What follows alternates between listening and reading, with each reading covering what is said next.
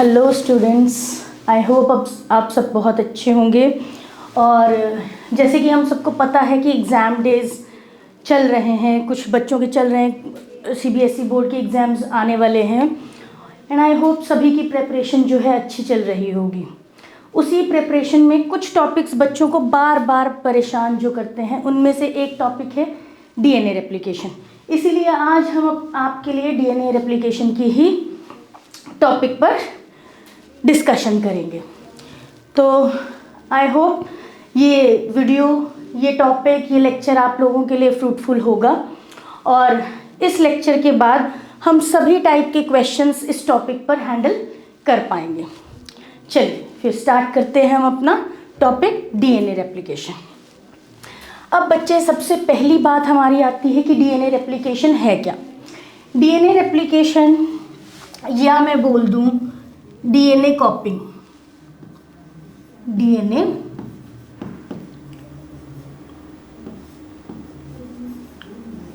कॉपिंग, या हमारी बुक में इसको हम क्या बोलते हैं, डीएनए सिंथेसिस। डीएनए रेप्लिकेशन या डीएनए कॉपिंग या डीएनए सिंथेसिस, इसमें क्या होगा बेटे, ये है क्या, it is a process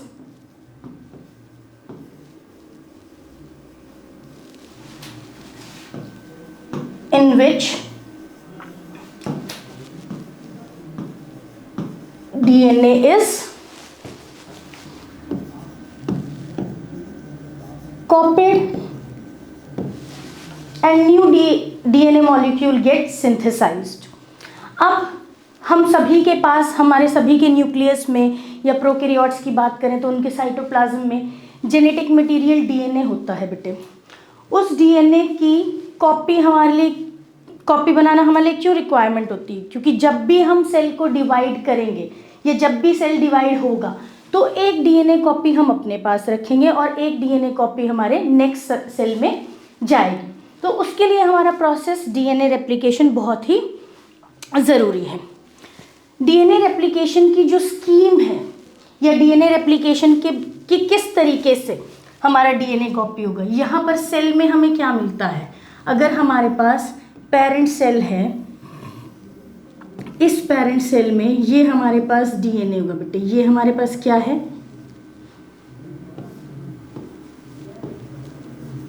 nucleus, और न्यूक्लियस में ये हमारा क्या होगा, क्रोमेटिन। इस क्रोमेटिन की बात करें तो chromatin has protein and DNA. तो जब भी पेरेंट सेल डिवाइड करेगा और पेरेंट सेल से डिवीजन के बाद बेटे डॉटर सेल बनेगा। एक पेरेंट सेल से हमारे पास दो डॉटर सेल जब बनेंगे तो हमारे पास हर एक सेल में क्रोमेटिन या डीएनए की कॉपी होनी चाहिए। तो ये हमारे क्या है, डॉटर सेल्स। तो डीएनए की कॉपी करनी ज़रूरी है ताकि डिवीजन के बाद हर एक सेल के पास एक डीएनए की कॉपी रहे। अच्छा, ये बात जो हमारी डीएनए रेप्लिकेशन का ये जो प्रोसेस है कि किस तरीके से ये डीएनए रेप्लिकेट करेगा, कॉपी बनाएगा, ये बेटे James Watson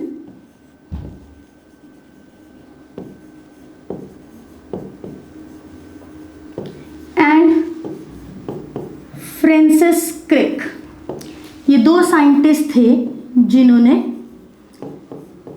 the process of DNA replication को डिकोड किया था। हम सबको बताया था कि व्हाट आर द पॉसिबिलिटीज़ और एक डीएनए से हम दूसरा डीएनए किस तरीके से बताते हैं। यही वो साइंटिस्ट हैं बेटे जिन्होंने डीएनए के स्ट्रक्चर का मॉडल भी प्रपोज किया था। और डीएनए स्ट्रक्चर मॉडल को प्रपोज करने के बाद इन्होंने ही डीएनए रेप्लिकेशन की स्कीम भी हमें बताई थी। तो नाम ज़रूर पूछ लेते हैं, और फेमसली इनको क्या बोला जाता है, Watson and Crick, James Watson and Francis Crick. 1953 में ही they propose the DNA model and 1953 में ही they gave the DNA replication scheme. चलिए आगे बढ़ते हैं। अच्छा, अब ये क्वेश्चन हमारे लिए बहुत इंपॉर्टेंट है बेटे। व्हाट इज द थिंग या व्हाट इज द स्कीम या व्हाट इज द हॉलमार्क जिससे हमने डीएनए रेप्लिकेशन का पता लगाया या जिससे हमारा डीएनए रेप्लिकेशन का प्रोसेस गवर्न होता है। तो यहाँ पे बेटे डीएनए रेप्लिकेशन इज गवर्न या it is based on complementary base pairing process, complementary base pairing rule. और ये complementary base pairing rule it was given by another scientist Erwin Chargaff. तो हम इसे चारगाफ बेस पेयरिंग रूल भी बोलते हैं। और एरविन चारगाफ ने कॉम्प्लीमेंट्री बेस पेयरिंग रूल में बेटे क्या बताया था हमें? उन्होंने बताया था कि जो प्यूरीन है, purines base pair with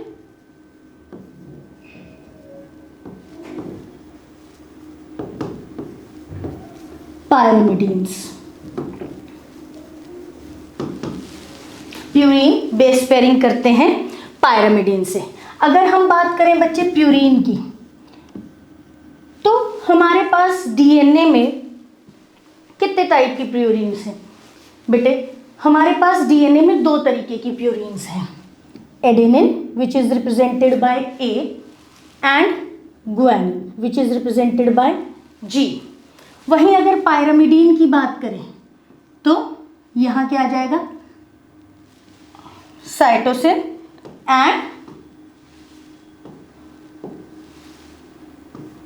thymine and cytosine. अगर हम बात करें आरएनए की, तो आरएनए में थायमीन की जगह बेटे प्रेजेंट होता है यूरेसिल, ठीक है। और इन्होंने बताया कि adenine base pairs with thymine और इनके बीच में 2 हाइड्रोजन बॉन्ड प्रेजेंट होंगे। और वहीं guanine always base pairs with cytosine और इनके बीच में 3 हाइड्रोजन बॉन्ड होंगे। तो अगर हमें ये बात ऑलरेडी पता है कि A will base pair with the T and G will base pair with the C, तो बच्चे जब हमारे पास किसी एक डीएनए स्ट्रैंड की सीक्वेंस होगी तो हम कॉम्प्लीमेंट्री बेस पेयरिंग की वजह से दूसरे स्ट्रैंड के कोड्स को डिकोड कर सकते हैं। या हमें पता होगा कि अगर हमारी एक स्ट्रैंड में A है मतलब एडेनिन है, तो दूसरी स्ट्रैंड में हमें उसके ऑपोजिट क्या ऐड कराना है? थायमीन ऐड कराना है, ठीक है। और यही हमारा क्या है? Complementary base pairing rule and it was given by Erwin Chargaff. और इसी से हमें प्रोसेस ऑफ डीएनए रेप्लिकेशन को प्रपोज करने में जो है आसानी हुई। अब नेक्स्ट क्वेश्चन हमारा है कि site of occurrence, DNA replication कहाँ होगा? अगर इसकी हम बात करें बेटे, तो डीएनए रेप्लिकेशन, अब हमारे पास 2 क्वेश्चन आ जाते हैं। एक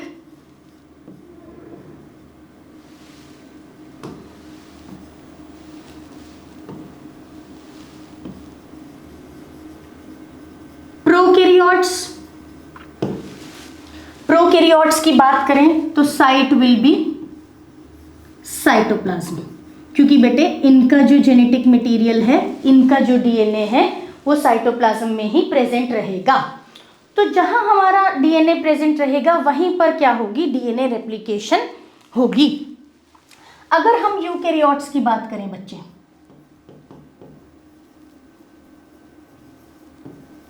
तो यूकैरियोट्स में site of DNA replication will B nucleus,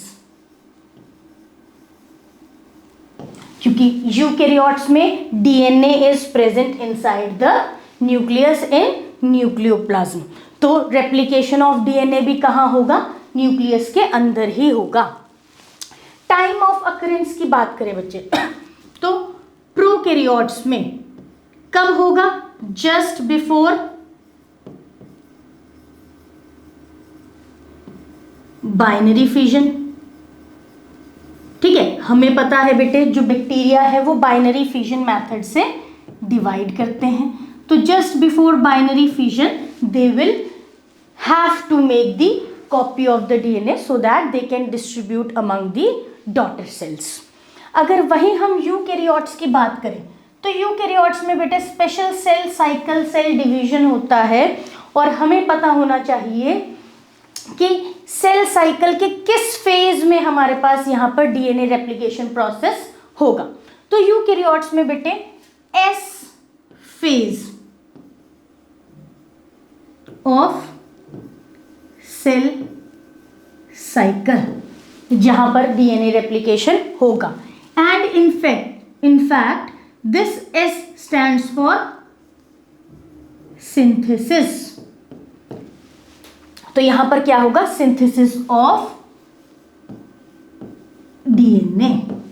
तो ये बात हमें जरूर याद रखना है कि यूकैरियोट्स में S phase of cell cycle और प्रोकैरियोट्स में just prior to binary fission cell को डीएनए रेप्लिकेशन करना पड़ेगा।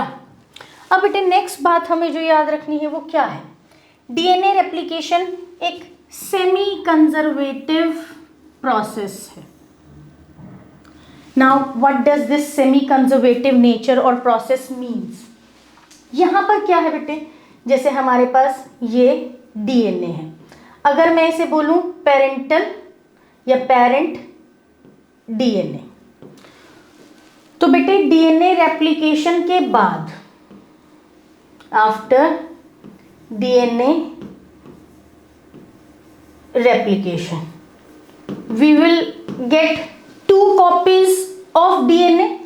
अब यहां पर क्या है बेटे, 1 parental strand in both the new molecules and 1 new strand will be present. ठीक है, ये हमारे क्या हो गए, डॉटर डीएनए मॉलिक्यूल। और जब हम डॉटर डीएनए मॉलिक्यूल देख रहे हैं तो हम क्या देख रहे हैं बेटे, ये जो येलो स्ट्रैंड है this is parental strand and this white one is new strand. तो दोनों मॉलिक्यूल्स में हमें देखने को मिल रहा है कि एक हमारे पास पेरेंटल स्ट्रैंड है तो एक हमारे पास क्या है, न्यू स्ट्रैंड। इसी चीज को हम क्या बोलते हैं, semi conservative nature. Half of the strand is parental in a molecule, मतलब half of the information is conserved, half of the parental information is conserved in each molecule of daughter DNA. I hope आपको semi conservative nature के बारे में पता लग गया होगा बेटे। अच्छा, सेमी कंजर्वेटिव है डीएनए रेप्लिकेशन, ये बात भी बेटे प्रूव की गई बाय सर्टेन एक्सपेरिमेंट। हमारे पास मैथ्यू मेसेल्सन और फ्रैंकलिन स्टाल, इन्होंने बेटे एक एक्सपेरिमेंट कंडक्ट किया था 1958 में, and they both used isotope of nitrogen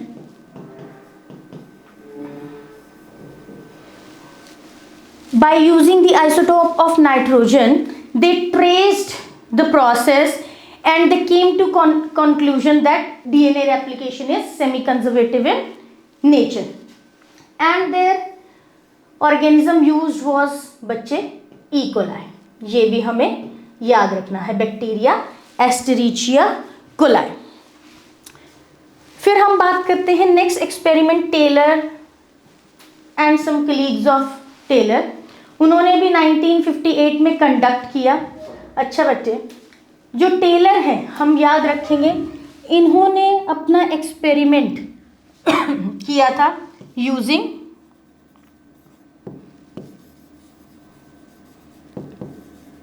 radio active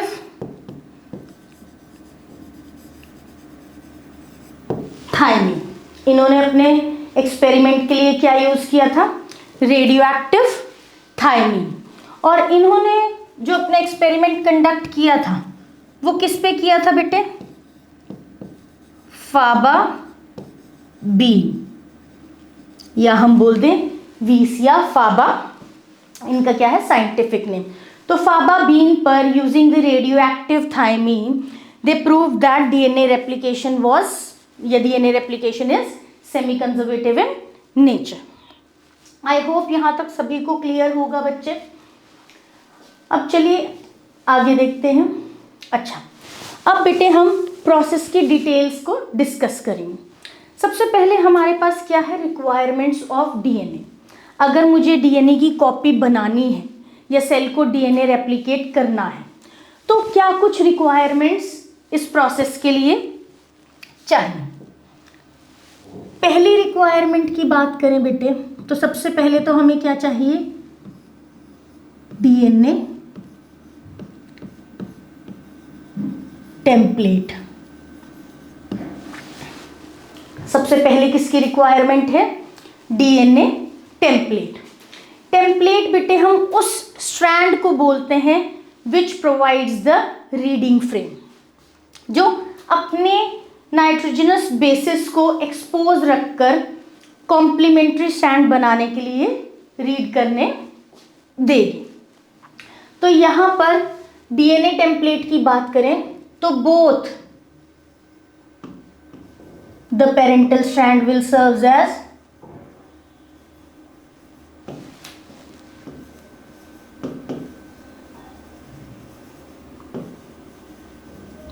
serves as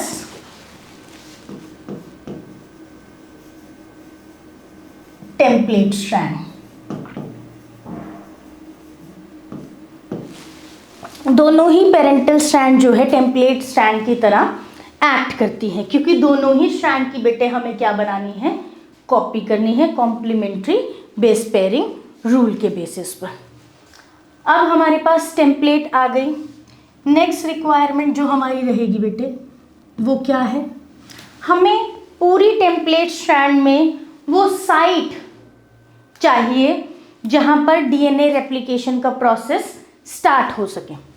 तो the site where DNA replication starts are called ori sites. Ori stands for बेटे, ORI stands for origin of replication। तो ORI sites की requirement है, ये क्या है, site, special sites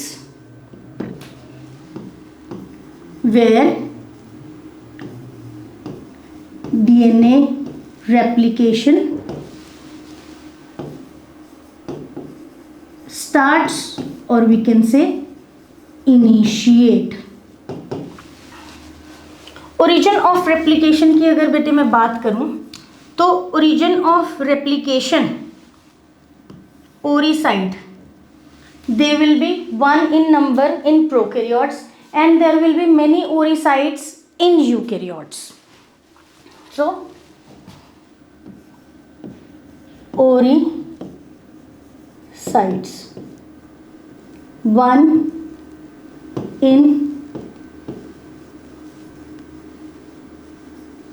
prokaryotes। In prokaryotes only one origin of replication site is there,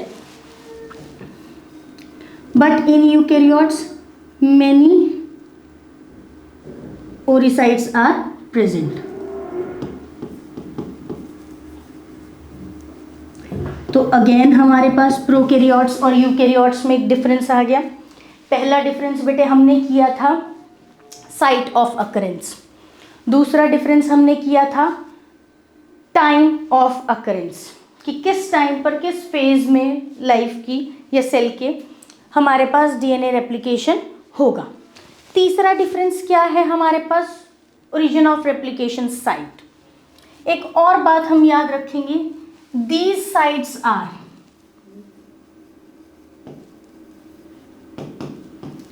बेटे 80 rich. यहाँ पर generally origin of replication sites में बेटे एडेनिन और थायमीन ज़्यादा होगा as compare to guanine and cytosine. तो these sites are generally 80 rich. Third requirement की हम बात करें तो हमें बेटे यहाँ और क्या रिक्वायरमेंट होगी,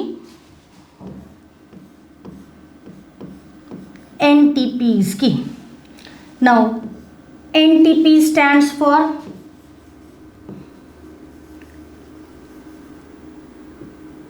न्यूक्लियोसाइड ट्राइफॉस्फेट,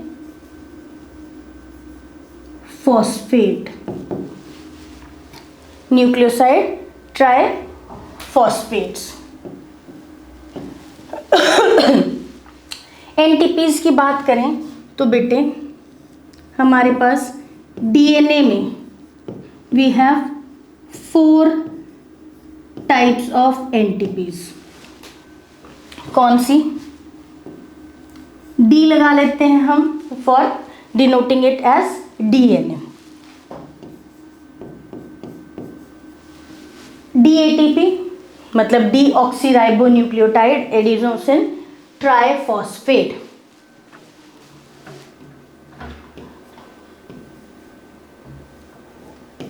जीटीपी,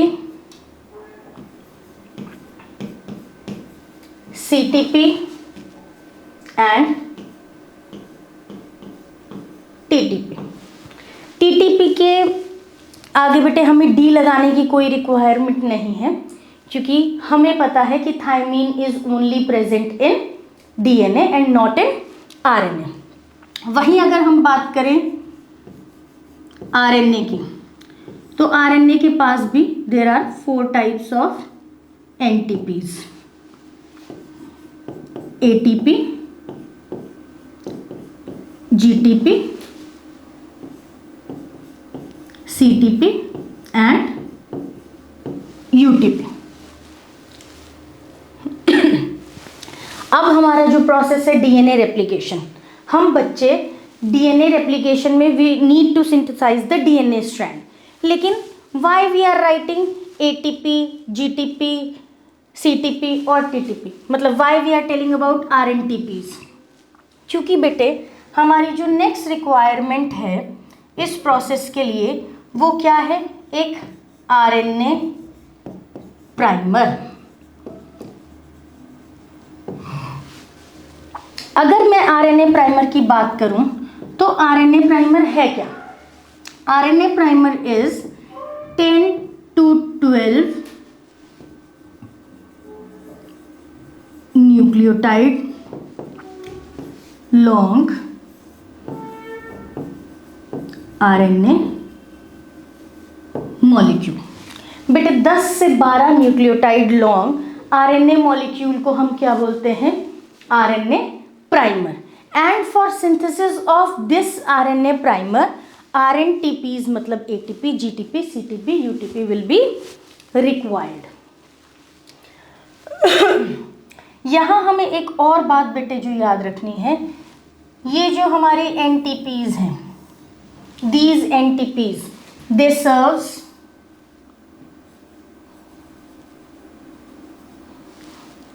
या हम बोल सकते हैं दे हैव डुअल फंक्शन। ठीक है, इनके डुअल फंक्शन होंगे। पहले तो बेटे they will serve as raw material,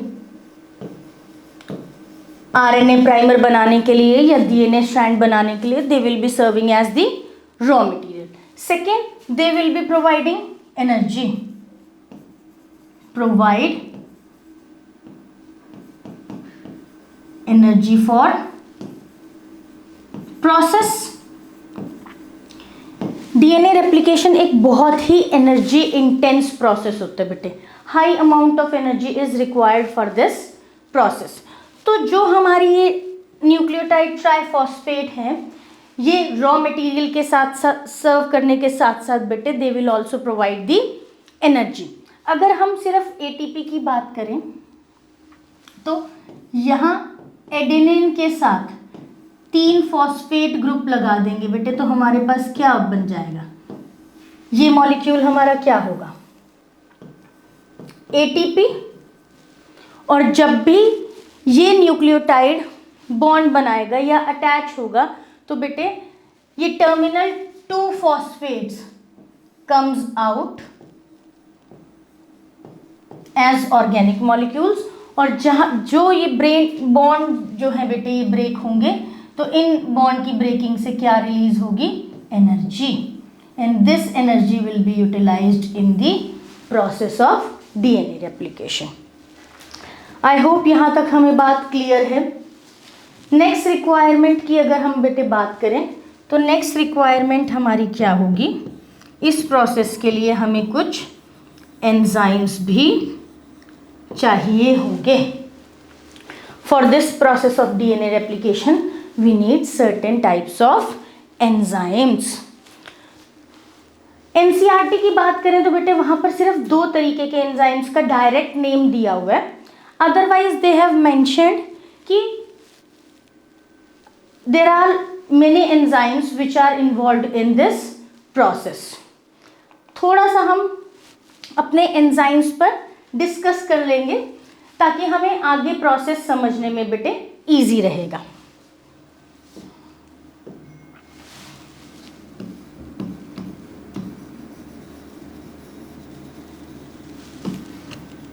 enzymes required in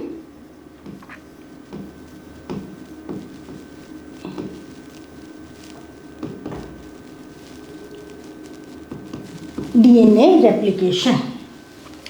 enzymes की बात करें तो बेटे मैं आपको एंजाइम स्टेप्स वाइज ही बताऊंगी। जिस तरीके से हम स्टेप्स में यूज़ करेंगे, प्रोसेस में यूज़ करेंगे, उसी तरीके से उसी सीक्वेंस में मैं आपको यहाँ पर एंजाइम्स बताऊंगी ताकि आपको याद रखने में इजी रह पाए। अब बच्चे पहले एंजाइम की अगर मैं बात करूँ तो पहला एंजाइम हमारा क्या है, हेलिकेज। हेलिकेज एंजाइम के बेटे 2 फंक्शन हैं। कौन कौन से, recognition of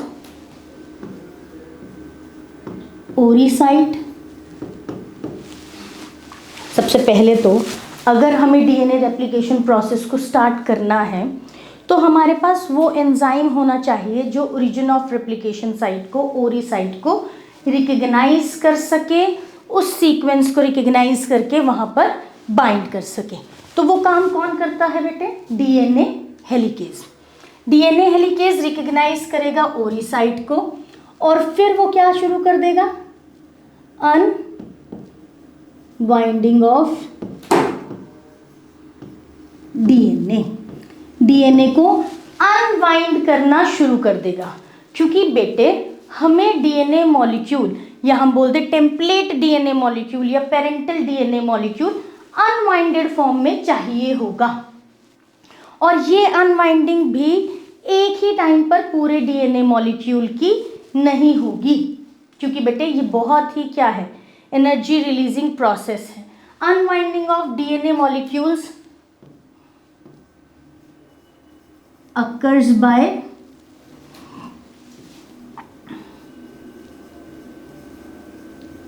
breakdown of hydrogen bonds. ठीक है, जो हाइड्रोजन बॉन्ड्स प्रेजेंट रहेंगे बिटवीन दी नाइट्रोजनस बेसिस, उसका ब्रेकडाउन होता है तो हमारे 2 डबल हेलिकल स्ट्रैंड्स अलग अलग हो जाते हैं। ठीक है, इस चीज को हम बोलते हैं अनवाइंडिंग।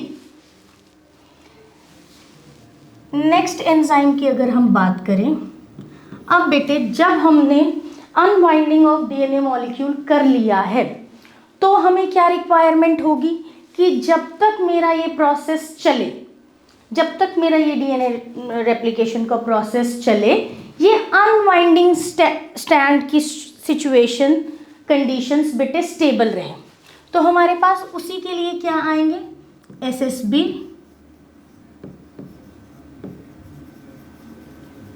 प्रोटीन्स, या मैं बोलूं सिंगल स्ट्रैंड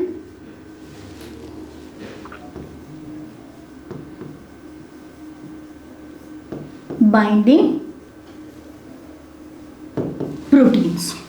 एसएसबी प्रोटीन्स का फंक्शन क्या रहेगा, they stabilise the unwinded DNA strands। Unwinded DNA strands को स्टेबलाइज करने का काम जो रहेगा वो किसका रहेगा बेटे? SSB प्रोटीन्स का। अब हमारे पास DNA मॉलिक्यूल जो है, पेरेंटल DNA टेम्पलेट जो है, वो रेप्लिकेशन प्रोसेस को इनिशिएट करने के लिए प्रॉपरली तैयार हो जाती है। तो इसके बाद बेटे हमें क्या चाहिए होता है?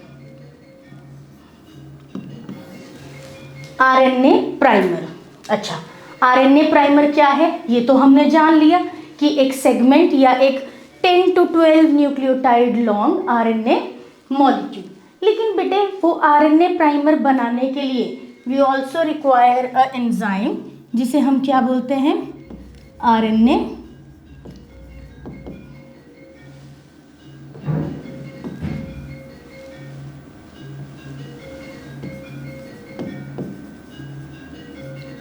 प्राइमेज। क्योंकि RNA प्राइमर बनाएगा तो इसीलिए नाम क्या रखा गया है?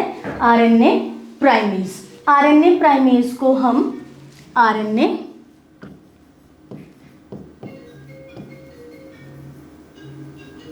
पॉलीमरेज भी बोलते हैं। RNA प्राइमेज या RNA पॉलीमरेज की बात करूं तो it will play a role in synthesis of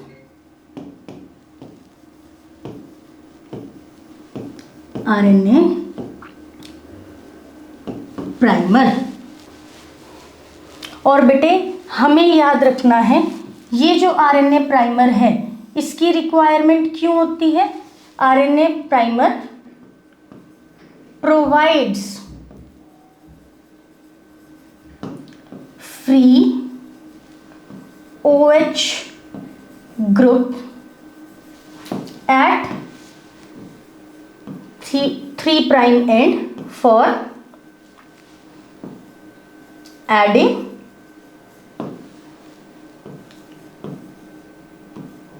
DNTPs। DNTPs को ऐड करने के लिए हमें फ्री OH ग्रुप की ज़रूरत होती है। और फ्री OH ग्रुप की बात करें बेटे तो हमें पता है कि फ्री OH ग्रुप जो है 3' एंड पर ही प्रेजेंट होगा। तो that free OH group is provided by RNA primer. और उसी RNA प्राइमर की सिंथेसिस के लिए we require RNA primase enzyme. अब जब RNA प्राइमर अटैच हो जाएगा तो फिर हमारे पास बेटे इनिशिएट होगा synthesis of DNA strand. And for that we require enzyme जिसे हम क्या बोलते हैं? DNA polymerase. तो हमारे पास नेक्स्ट एंजाइम क्या है? DNA polymerase. DNA polymerase is required for synthesis of DNA strand. DNA strand को सिंथेसाइज करने के लिए यहाँ पर हम बेटे थोड़ा सा ध्यान देंगे। हमारा जो बुक में प्रोसेस एक्सप्लेन है that mainly explains the process in eukaryotic cell, मतलब यूकैरियोटिक DNA रेप्लिकेशन को समझाया गया है। तो यहाँ पर प्रोकैरियोटिक प्रोसेस को समझाया गया। तो यहाँ पर अगर हम प्रोकैरियोट्स की बात करें तो DNA polymerases are of 3 types इन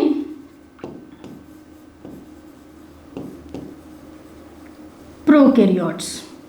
अगर यूकैरियोट्स की बात करें तो there are 5 types of DNA polymerases. All the 5 types have different functions. तो अभी क्योंकि हमें प्रोकैरियोट्स के बारे में ज़्यादा डिटेल में डिस्कस करना है तो हम यहाँ पर प्रोकैरियोट्स की बात ही करेंगे। तो we have 3 types of DNA polymerase in prokaryotes. उन 3 टाइप्स को बेटे इस तरीके से नाम देते हैं: DNA polymerase 1,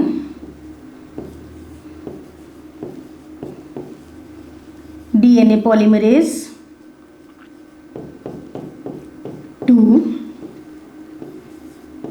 and DNA polymerase 3। अब यहाँ से हमारे पास जो क्वेश्चन पूछ सकते हैं या जो क्वेश्चन यहाँ पर बेटे पूछा जाता है वो ये है कि 1, 2 और 3 में से कौन सा हमारा मेन पॉलीमराइजिंग एंजाइम है।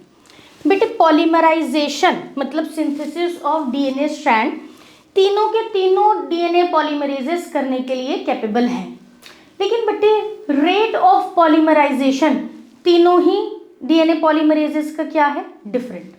अगर हम तीनों में से बात करें तो DNA polymerase 3 is main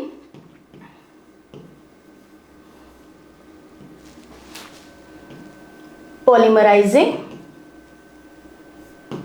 enzyme, ये बात हम याद रखेंगे। मेन पॉलीमराइजिंग एंजाइम हमारा कौन सा है, डीएनए पॉलीमरेज 3। फिर बेटे हमें एक और बात यहाँ पर याद रखनी है, जो डीएनए पॉलीमरेज 1 है, सिर्फ डीएनए पॉलीमरेज 1 एक ऐसा एंजाइम है जिसके पास आरएनए प्राइमर को रिमूव करने की कैपेबिलिटी है। तो इसका मेन फंक्शन क्या होगा, रिमूवल ऑफ आरएनए प्राइमर। जब भी हमारे पास न्यू मॉलिक्यूल या न्यू डीएनए मॉलिक्यूल बनेगा तो कभी भी हमारे पास डीएनए आरएनए हाइब्रिड नहीं बनेगा। जब हमारे पास डीएनए मॉलिक्यूल इलोंगेट होने लगता है तो बेटे डीएनए पॉलीमरेज 1 आरएनए प्राइमर को, उस सेगमेंट ऑफ आरएनए को रिमूव कर देगा ताकि हमारे पास एक कंटिन्यूअस स्ट्रैंड ऑफ डीएनए बन जाए। बाकी इस चीज़ के अलावा, सिंथेसिस के अलावा, all the 3 polymerases are also capable of proof reading. इसीलिए इनका सभी का फंक्शन क्या है बेटे, या ये जो पहले दो हैं DNA polymerase 1 and 2, they are also involved in proof reading mechanism. और इसी प्रूफ रीडिंग मैकेनिज्म की वजह से DNA replication is highly accurate.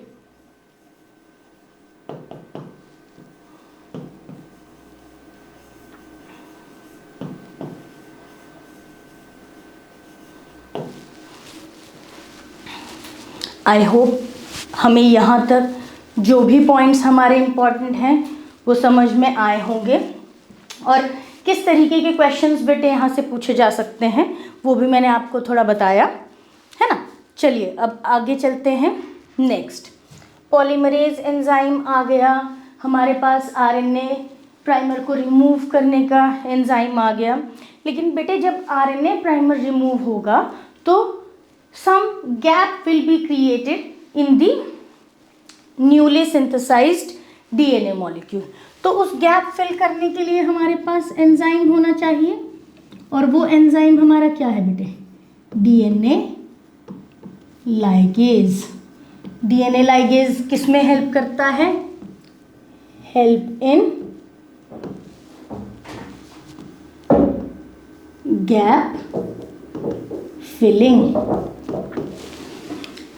DNA polymerase 1 के साथ साथ डीएनए लाइगेज जो है गैप फिलिंग में हेल्प करेगा। ये हमारे थे बेटे एंजाइम। एक एंजाइम हमें और याद रखना है जिसे हम क्या बोलते हैं, डीएनए गायरेज। डीएनए गायरेज का दूसरा नाम है बेटे टोपो आइसोमरेज। डीएनए गायरेज या टोपो आइसोमरेज की बात करें तो बेटे ये एंजाइम अनवाइंडिंग की वजह से जो वाइंडेड डीएनए मॉलिक्यूल रीजन में सुपर कॉइलिंग प्रोड्यूस होती है। जैसे अगर मैं आपको बात करूं, ये हमारे पास बेटे डीएनए मॉलिक्यूल था इन वाइंडेड स्टेट। देखो बेटे ये हमारा क्या है, वाइंडेड स्टेट में डीएनए मॉलिक्यूल। सपोजिटली मैं इस रीजन की क्या करवा रहा हूँ, अनवाइंडिंग। अनवाइंडिंग जब मैं इस रीजन की करवाऊंगा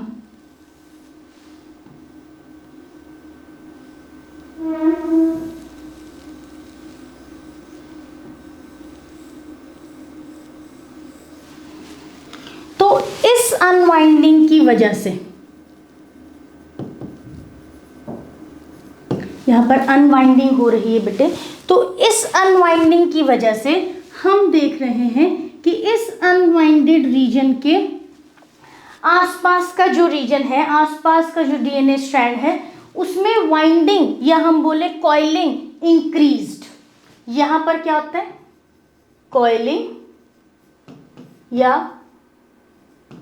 वाइंडिंग, इट गॉट इंक्रीज्ड। और वो इंक्रीज किसकी वजह से है बेटे, इस अनवाइंडेड रीजन की वजह से।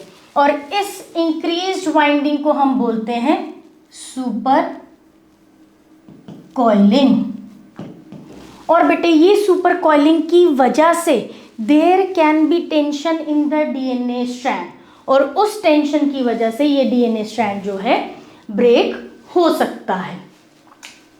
इस सुपर कॉइलिंग को रिलीव करने के लिए, ताकि डीएनए स्ट्रैंड ब्रेक ना हो, हमारा कौन सा एंजाइम हेल्प करता है, डीएनए गायरेज या हम बोले डीएनए टोपोआइसोमरेज या सिंपली टोपोआइसोमरेज। तो इट हेल्प इन रिलीजिंग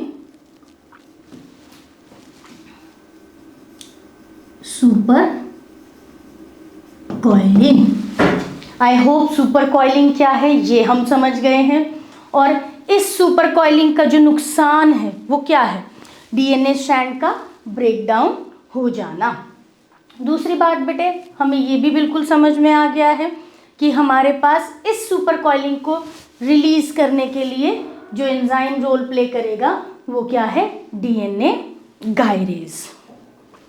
चलिए अब हम आगे बढ़ते हैं।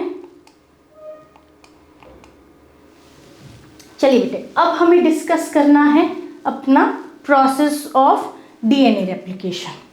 प्रोसेस ऑफ डीएनए रेप्लिकेशन की अगर मैं बात करूं बेटे, तो हम यहाँ पर स्टेप वाइज अपना रेप्लिकेशन डिस्कस करते रहेंगे, और साथ साथ में हर स्टेप पर जो भी हमारे पास एंजाइम फिट होगा वो हम यहाँ पर लिखते रहेंगे। चलिए बेटे, प्रोसेस अपना शुरू करते हैं। चलिए बेटे, अपना प्रोसेस शुरू करते हैं। प्रोसेस भी मेनली हमारा जो डिस्कस किया गया है वो बैक्टीरिया पर किया गया है। अब हम यहाँ पर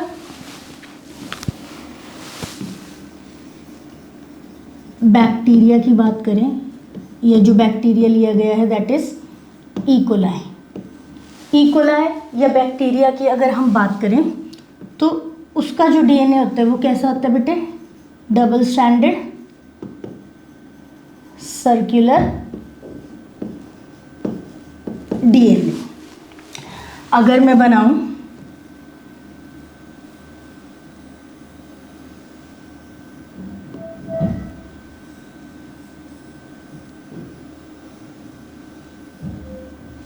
कुछ इस तरीके का हमारे पास इकोलाई का डीएनए होगा। अब यहाँ पर बेटे जब हम रेप्लिकेशन शुरू कर रहे हैं तो हम देखेंगे कि ये रेप्लिकेशन किस तरीके से होगी। हमें पता है कि जो स्पेसिफिक साइट पर रेप्लिकेशन शुरू होगी उस साइट को हम क्या बोलते हैं, ओरी साइट। तो मैंने सपोजिडली ये मार्क कर लिया, ये क्या है बेटे, ओरी सीक्वेंस, ओरी सन। आई होप यहाँ तक हमें क्लियर है। अब बेटे इस ओरी साइट को कौन रिकॉग्नाइज कर पाएगा,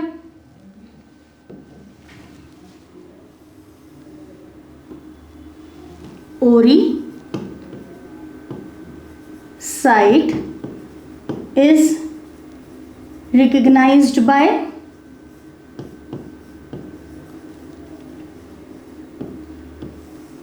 हेलिकेज। हम अभी जान कर आए कि हेलिकेज एंजाइम क्या करता है, ओरी साइट को रिकॉग्नाइज करने के कैपेबल है। तो इस ओरी साइट को बेटे हेलिकेज रिकॉग्नाइज करेगा और यहाँ पर बाइंड करेगा। फिर हम क्या देखेंगे बच्चे,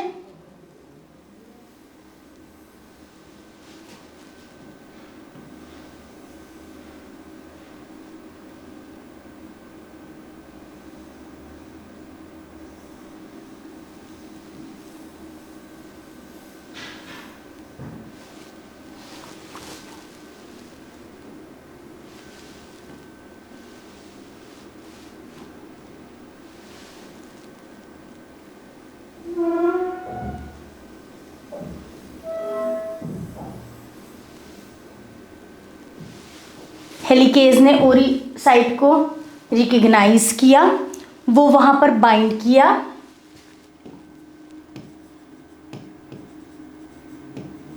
got binded and started unwinding of DNA strands. DNA strands की क्या करनी शुरू कर दी, unwinding. Unwinding of DNA strand की वजह से यहां पर क्या हुआ बेटे,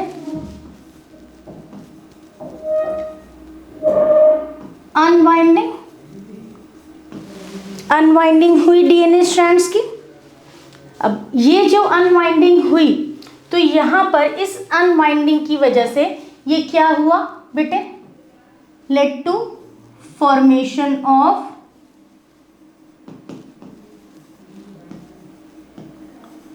रेप्लिकेशन बबल। इसे हम क्या बोलेंगे बेटे, रेप्लिकेशन बबल, या हम इसको क्या बोलते हैं, रेप्लिकॉन। ठीक है, हम इसे बोलेंगे रेप्लिकेशन बबल या फिर हम क्या बोलेंगे, रेप्लिकॉन। अब हमारी बुक में दे रखा है रेप्लिकेशन फॉर्क।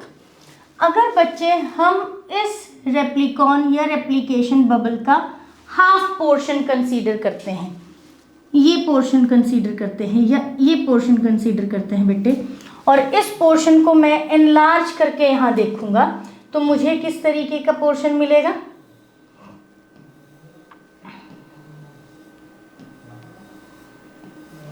इस तरीके से मुझे दिख रहा है।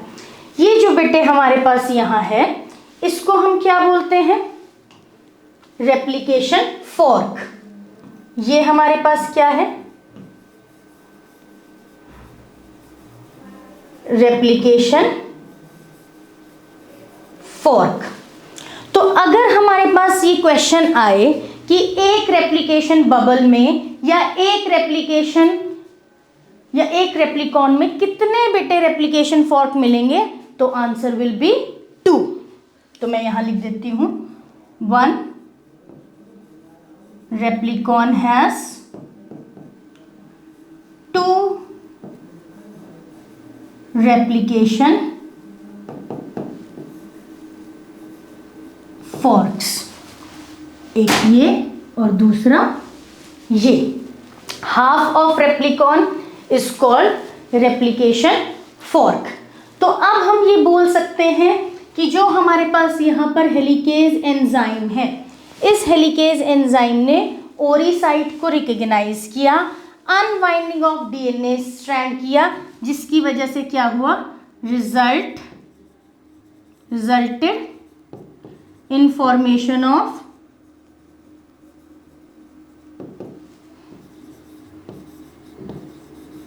replicon having 2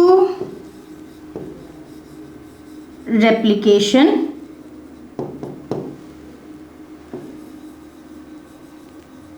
forks।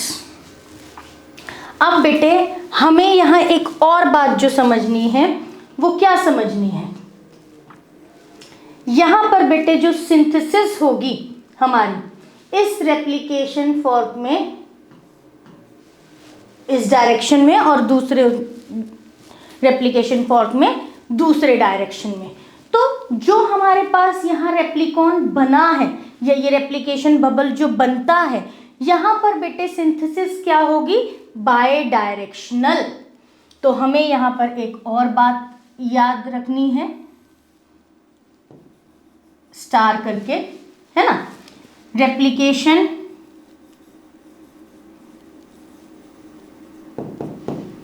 Is by directional. दोनों ही डायरेक्शन में रेप्लिकेशन होगी। तो यहां पर दो रेप्लिकेशन फॉर्क थे, हर एक रेप्लिकेशन फॉर्क में replication will be in the opposite direction. तो हमें यहां पर पता होना चाहिए बेटे, DNA replication is bidirectional in nature. पीछे हमने बात की DNA replication is semi conservative, यहां हमने एक और बात जान ली, DNA replication is bidirectional. अब हम चलते हैं नेक्स्ट। जब हमारे पास बेटे ये रेप्लिकेशन फॉर्क बन गया, तो अब हम अपने रेप्लिकेशन फॉर्क पर ही समझेंगे।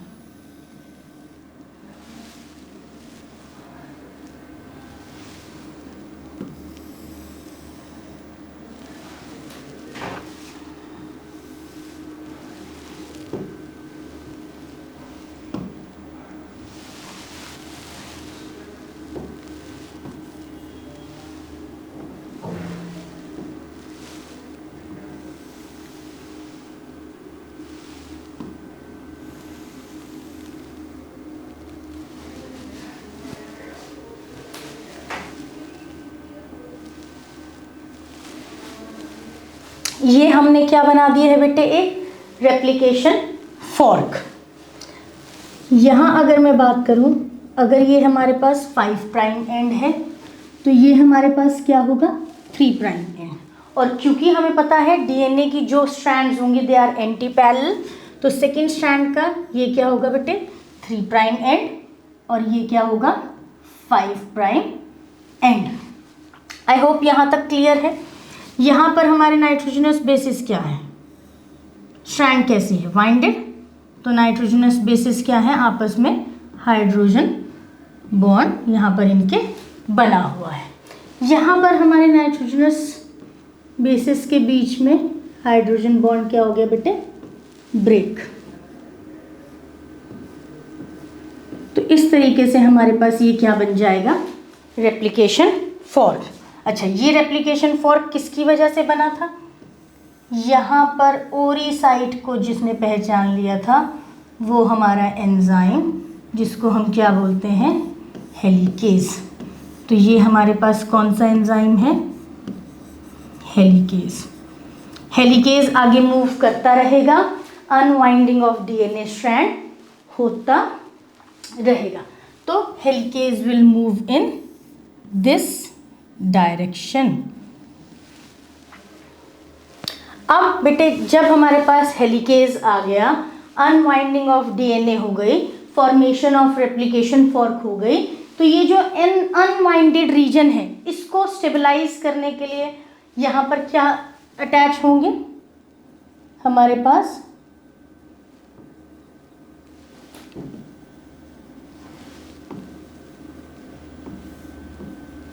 ये क्या है बेटे, SSB प्रोटीन्स। SSB प्रोटीन्स क्या करेंगे, they will stabilise the unwinded strands, ताकि हमारा फर्दर प्रोसेस इजीली हो सके। अब हमारे पास हमने सबसे पहले किसकी रिक्वायरमेंट थी, फर्स्ट स्टेप में डीएनए हेलिकेज, सेकेंड स्टेप में स्टेबलाइजेशन के लिए हमने क्या लगाया, SSB प्रोटीन्स। अब हमें क्या रिक्वायरमेंट है बेटे, RNA प्राइमर की। तो यहाँ पर हमारे पास अब क्या अटैच्ड होगा, RNA प्राइमर। अच्छा, उससे पहले बेटे हमें एक बात याद रखनी है,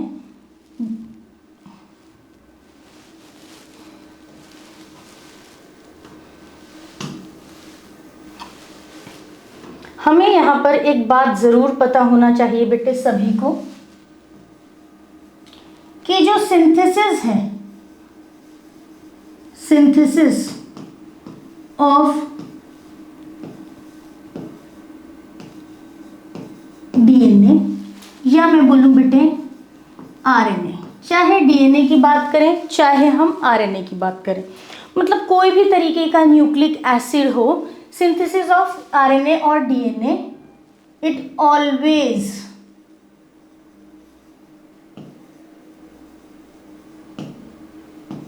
takes place in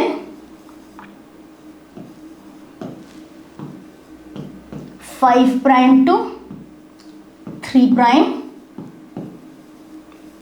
डायरेक्शन। तो जो नई स्ट्रैंड बनेगी, चाहे आरएनए की बात करें चाहे डीएनए की बात करें, तो it will always be synthesized बेटे इन 5 to 3 डायरेक्शन, क्योंकि हमारी जो एडिशन ऑफ न्यू न्यूक्लियोटाइड होंगी वो हमेशा 3' एंड पर होंगी। तो 5' से शुरू किया, 3' पर ऐड होते होते हमारी जो सिंथेसिस की डायरेक्शन रहेगी वो क्या रहेगी, 5' to 3'। अब तो उसी को ध्यान में रखते हुए अब यहाँ पर क्या अटैच होगा बेटे, आरएनए प्राइमर अटैच होगा। अब जो हमारी ये स्ट्रैंड है, इसको मैं स्ट्रैंड ए नाम दे दूँ और इसको मैं स्ट्रैंड बी नाम दे दूँ। तो बेटे स्ट्रैंड ए में, स्ट्रैंड ए की डायरेक्शन क्या है, 5:3। स्ट्रैंड ए जो पेरेंटल स्ट्रैंड है उसकी डायरेक्शन क्या है बेटे, 5:3'। तो जो हमारा प्राइमर लगेगा वो यहाँ पर लगेगा, ये हमारे प्राइमर की 5' होगी। इस डायरेक्शन में ये हमने क्या अटैच किया, आरएनए प्राइमर। ऐसे ही बेटे यहां पर हमारे पास आरएनए प्राइमर कहाँ लगेगा,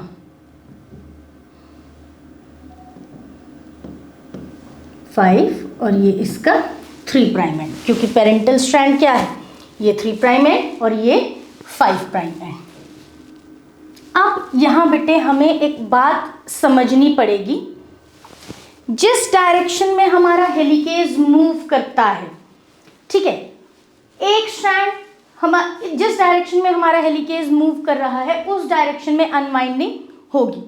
तो जो एक स्ट्रैंड है वो उस डायरेक्शन में, मतलब डायरेक्शन ऑफ हेलिकेज में सिंथेसाइज हो रही है। वहीं अगर हम ऑपोजिट स्ट्रैंड की बात करें, मतलब स्ट्रैंड बी को जब हम देखेंगे तो बेटे इसकी सिंथेसिस कहाँ होगी, opposite to direction of helicase. इसकी वजह से बेटे इस स्ट्रैंड पर बार बार क्या हमें यहाँ पर अटैच करना पड़ेगा, आरएनए प्राइमर, जिसकी वजह से जो स्ट्रैंड बी हमारी है वो फ्रेगमेंट्स के फॉर्म में, सेगमेंट्स की फॉर्म में बेटे सिंथेसाइज होगी। और इन्हीं सेगमेंट्स को हम बाद में जाकर क्या बोलते हैं, ओकाज़ाकी फ्रेगमेंट्स। आरएनए प्राइमर लगा, ये हमारे क्या है, आरएनए प्राइमर। तो आरएनए प्राइमर को मैं लिख देती हूं 3rd step. RNA primer attach होने के बाद बेटे नेक्स्ट हमारा क्या आएगा, डीएनए पॉलीमरेज 3। तो यहां पर ये आरएनए प्राइमर था,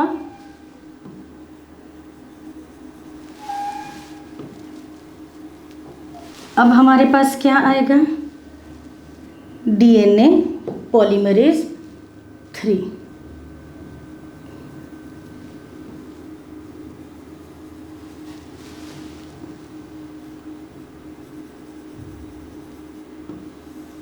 ये क्या है बेटे, DNA poly 3, main polymerizing enzyme. यहाँ पर भी हम लिख लेंगे, ये क्या है,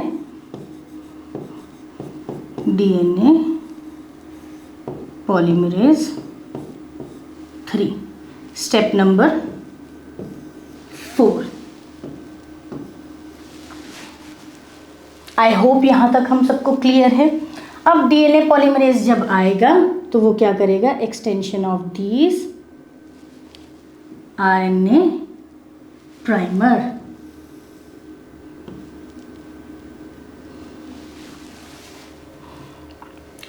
अब बेटे हम ये एक्सटेंड हो गई हमारी आरएनए प्राइमर, और ये जो बन रहा है हमारे पास, ये क्या है, डीएनए स्ट्रैंड, और मोर एक्यूरेटली बोले तो न्यू डीएनए स्ट्रैंड, है ना। ये हमारे पास क्या बन रही है, new DNA strands, new DNA molecule. अब बेटे यहाँ पर हमें जो चीज़ सीखनी है या जो यहाँ पर हमें याद रखनी है, हम देख रहे हैं कि एक स्ट्रैंड तो हमारी कंटिन्यूअसली सिंथेसाइज हो रही है, वहीं ऑपोजिट स्ट्रैंड पर हमारी फ्रेगमेंट्स में सिंथेसाइज हो रही है।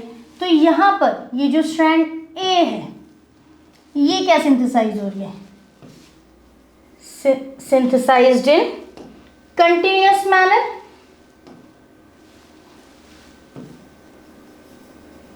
synthesized in continuous manner। तो इसलिए हम इसको क्या बोलते हैं,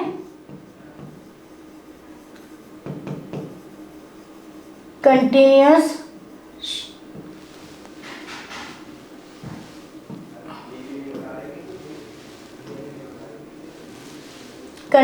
स्ट्रैंड, या बेटे हम इसे क्या बोलेंगे,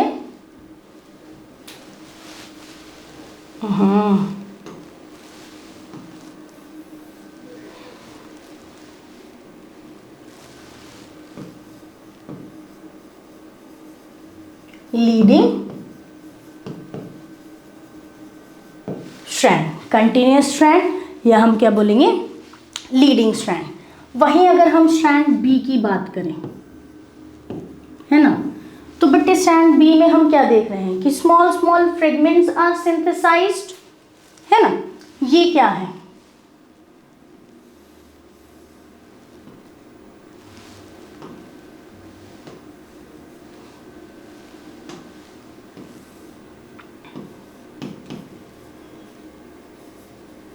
fragments of new DNA strands, new DNA strand की क्या है बेटे, फ्रेगमेंट। इन फ्रेगमेंट्स को हम बोलते हैं ओकाज़ाकी फ्रेगमेंट्स।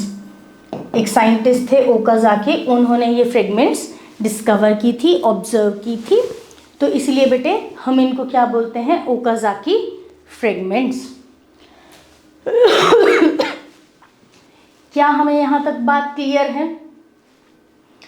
अब हमारे पास क्या होगा, अब बेटे जब हमारा ये डीएनए स्ट्रैंड सिंथेसाइज हो रहा है, नेक्स्ट हमारे पास क्या होगा, रिमूवल ऑफ दीज प्राइमर्स, क्योंकि जो भी डीएनए मॉलिक्यूल बनेगा उसमें आरएनए नहीं प्रेजेंट हो सकता है, इसलिए हमें इस न्यूली सिंथेसाइज्ड डीएनए मॉलिक्यूल में से ये आरएनए प्राइमर को रिमूव करना होगा। चलिए बेटे नेक्स्ट देखते हैं। यहाँ हम जल्दी से अपना रेप्लिकेशन फॉर्क बना लेंगे।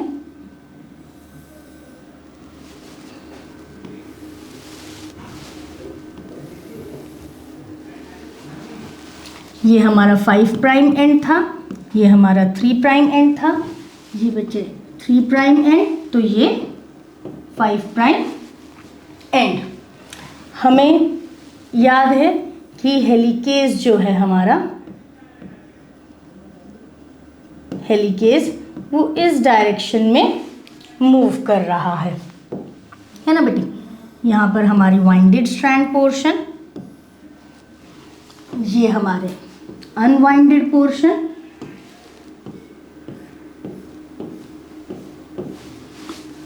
है ना। और यहाँ पर हमने क्या देखा कि मेरा डीएनए मॉलिक्यूल सिंथेसाइज हो रहा था।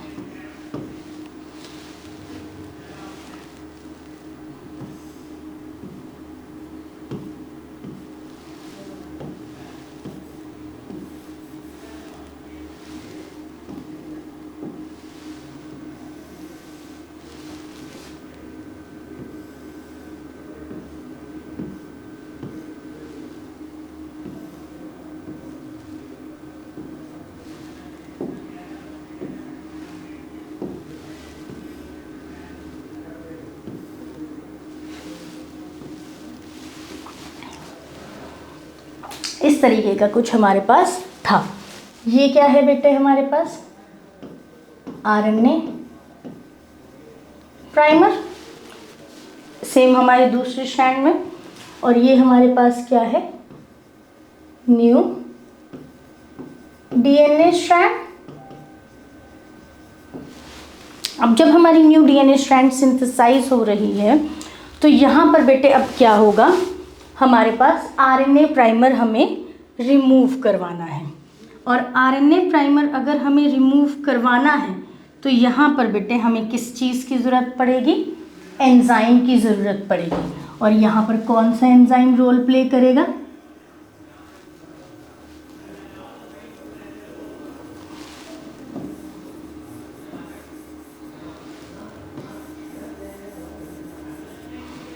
ये जो एंजाइम मैंने बनाया है ये क्या है? DNA polymerase 1।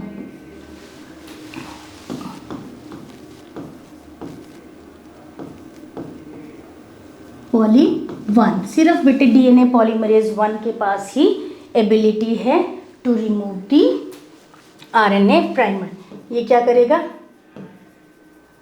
Removal of RNA primer. और हम यहाँ देख लेते हैं कि देखो बच्चे, आरएनए प्राइमर क्या हो गया? रिमूव हो गया।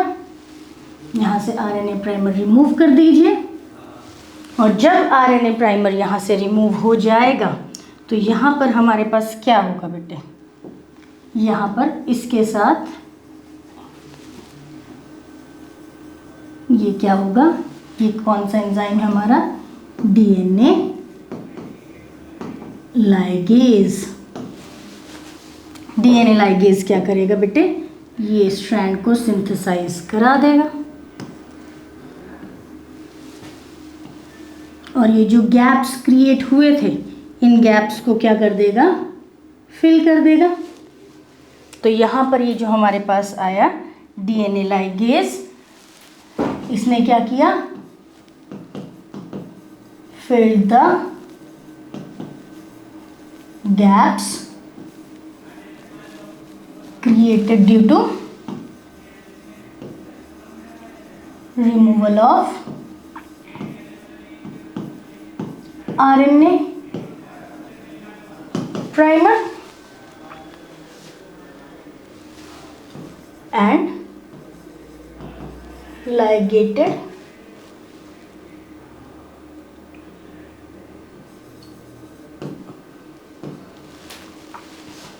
the DNA backbone। इसीलिए हम इसे मॉलिक्यूलर ग्लू भी बोलते हैं। डीएनए पॉलीमरेज के साथ मिलकर के इन दोनों ने बेटे रिमूवल किया और लाइगेशन की, अटैचमेंट की, जॉइनिंग की, जिसकी वजह से हमारे पास जो न्यू डीएनए स्ट्रैंड बनेगा it will be free from the RNA segment.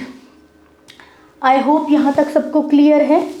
अच्छा बेटे, यहाँ पर पूरे प्रोसेस में जो हमने एंजाइम की बात नहीं की है वो है टोपोआइसोमरेज डीएनए गायरेज। टोपोआइसोमरेज और डीएनए गायरेज बेटे किसी भी स्टेप में आ सकता है। टोपोआइसोमरेज और डीएनए गायरेज की अगर हम बात करें बच्चे तो उसका काम है सुपर कॉइलिंग को रिलीव करना। तो किसी भी एंजाइम की वजह से, मेनली तो अनबाइंडिंग ऑफ हेलिकेज एंजाइम एक्टिविटी जो है उसकी वजह से सुपर कॉइलिंग जो क्रिएट होगी उसको रिलीव करने का उसका काम रहेगा। चलिए आइए देख लेते हैं हम अपना।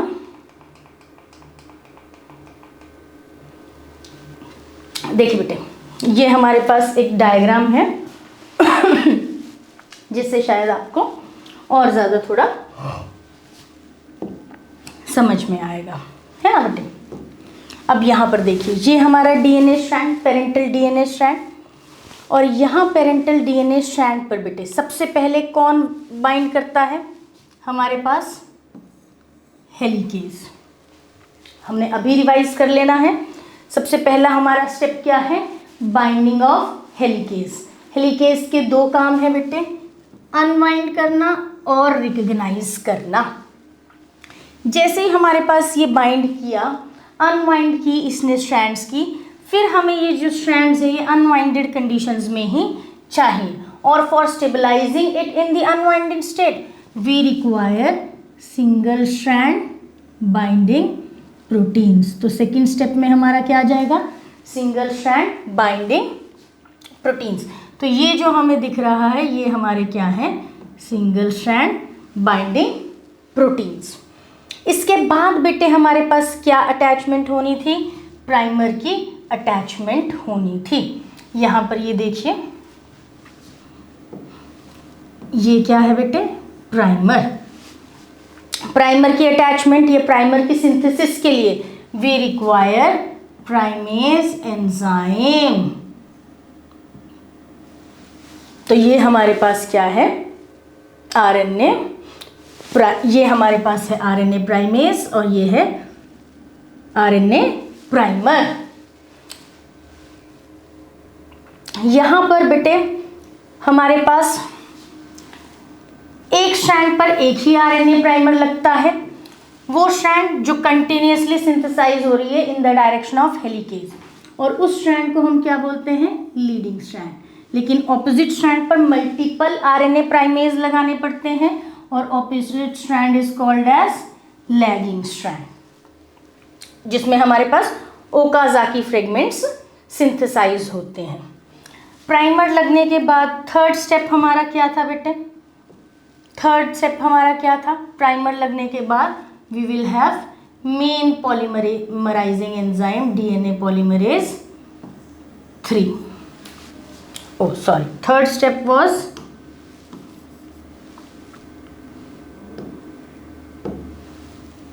this primase enzyme will adding the primer, और फोर्थ स्टेप हमारा क्या रहेगा, डीएनए पॉलीमरेज अटैच होना। तो देखिए यहाँ पर मल्टीपल डीएनए पॉलीमरेजेस अटैच होंगे हमारे एक स्ट्रैंड पर।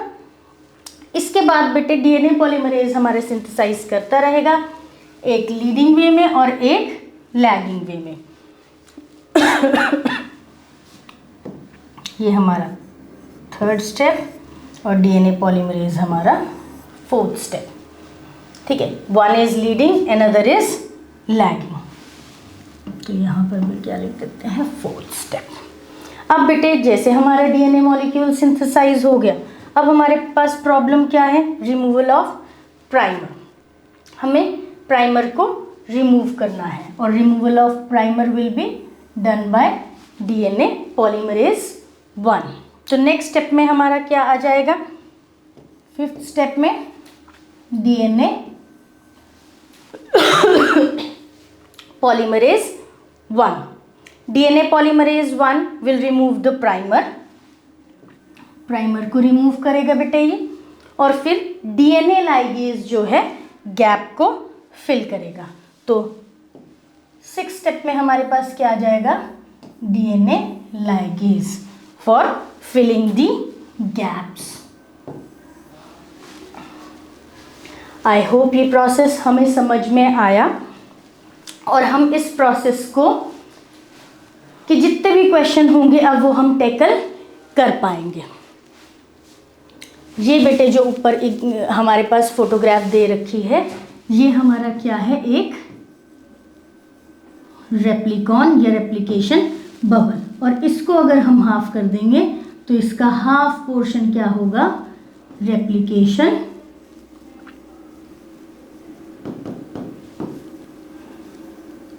फॉर्क।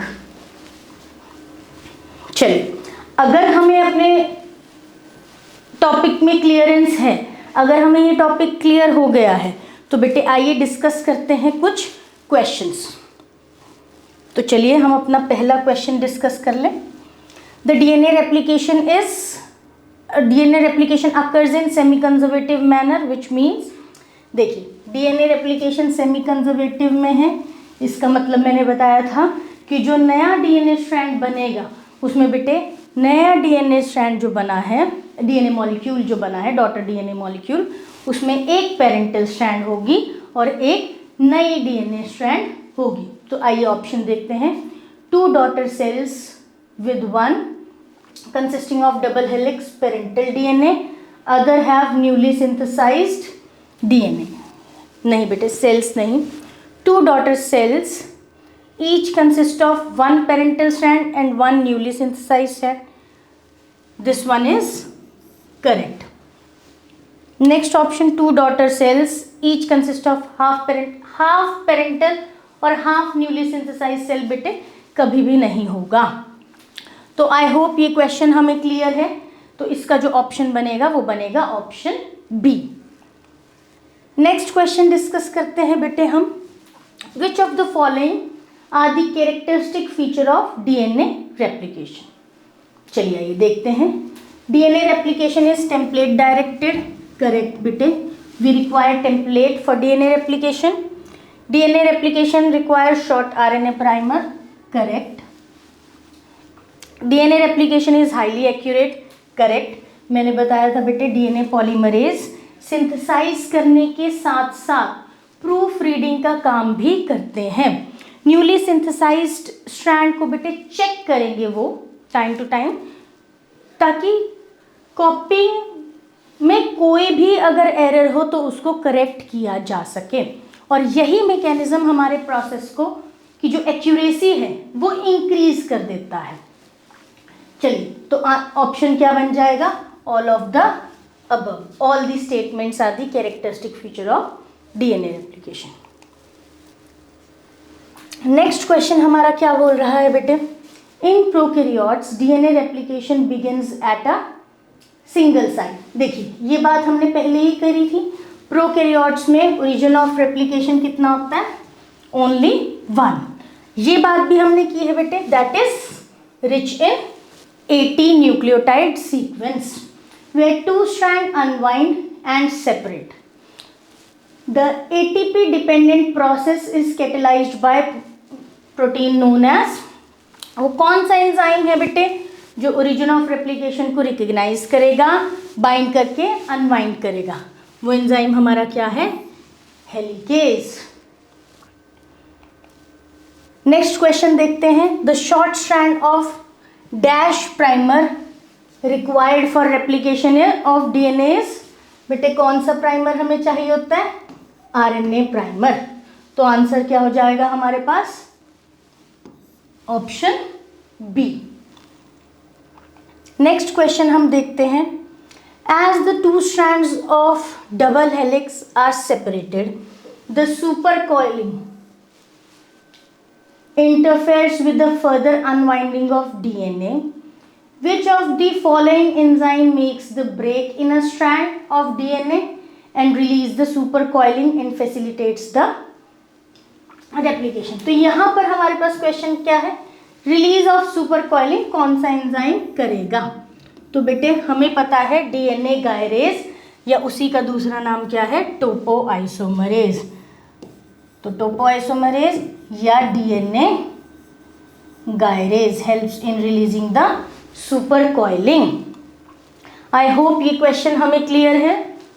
चलिए बेटे नेक्स्ट क्वेश्चन से डील करते हैं. DNA replication is bidirectional anti parallel.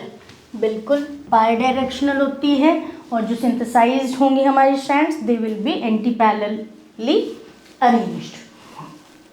Which of the statement is false? हमें फॉल्स स्टेटमेंट ढूंढनी है बच्चे. The DNA synthesis, that is addition of nucleotides, occur in 5:3 direction always. So it is correct. The DNA synthesis is semi-continuous with continuous leading strand and discontinuous lagging strand. ये भी बेटे correct है. The DNA synthesis is bidirectional. This is also correct. तो option D will be the answer. None of the above. All the statements given are true. None of the above is false. चलिए next question हमारा क्या बोलता है? The DNA polymerase is a template directed enzyme that synthesize a new complementary strand from a parental strand, but it requires the existing short nucleotide sequence for its elongation. Existing short nucleotide sequence means RNA primer. Which of the following enzyme is required for the synthesis of this primer. तो हमें पता है बेटे primase, RNA primase या RNA primase को ही हम क्या बोलते हैं, आरएनए पॉलीमरेज। तो आरएनए प्राइमेज या मैं बोल दूं आरएनए पॉलीमरेज। तो ऑप्शन हमारा क्या हो जाएगा, ऑप्शन नंबर 1। चलिए बेटे नेक्स्ट क्वेश्चन हमारा क्या है, DNA polymerase 3 holoenzyme possesses.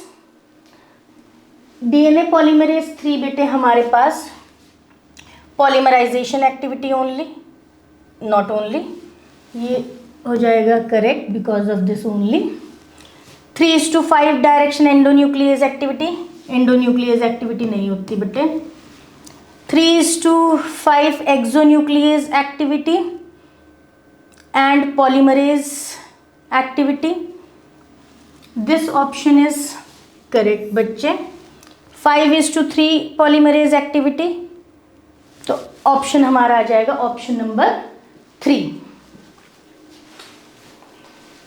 Next question हमारा क्या बोलता है, which of the following statement is true regarding an enzyme DNA polymerase that catalyse the elongation of the complementary strand. Polymerase 3 elongation process को हमारे करेगा बच्चे।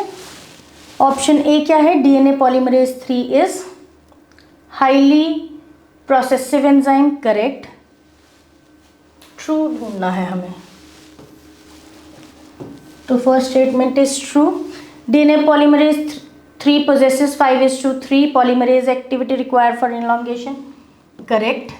DNA polymerase 3 possesses 3:5 exonuclease activity important for maintaining the fidelity. Fidelity means बटे accuracy.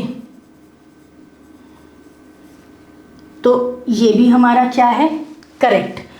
तो answer will be all of the above.